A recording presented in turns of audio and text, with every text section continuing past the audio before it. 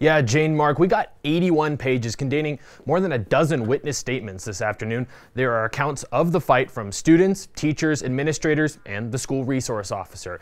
And for the most part, the statements actually agree on the basic timeline of events. But there are a few key sticking points and some new questions raised.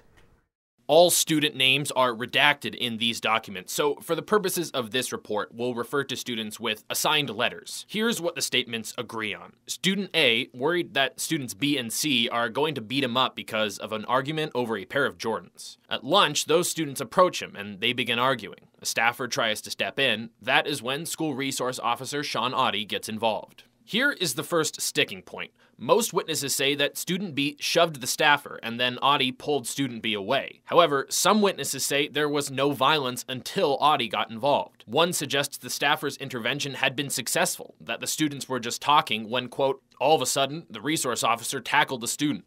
Then the stories start to match again. Student B punches Audie in the face and begins taunting him. Audie body slams student B and uses his knee to keep the student pinned down. But the student keeps trying to punch Audie. There's a crowd of students shouting and filming and staff trying to keep the students away. Student D gets through and jumps on Audie's back. The custodian pulls student D off. Lockdown is finally called. Student E gets through the staffers and charges Audie. Audie tries to punch student E but misses. Finally, the situation begins to die down. Student B calms down and Audie arrests him. The second disagreement amongst witnesses, whether Audie used excessive force. One statement says, Shawn was doing all he could to get the boy he had on the ground to calm down, with very little luck. The boy continued to make every effort to fight the situation and was not calming down. But another reads, the student was struggling to breathe. His face was bright red and he was trying to get Audie off. Audie still aggressively choking.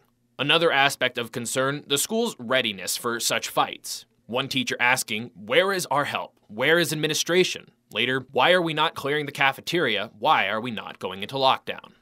Now, following this incident, the district said Resource Officer Audie hadn't done anything wrong, but they did put him on leave. A while after that, he stepped down on his own. Jane, Mark?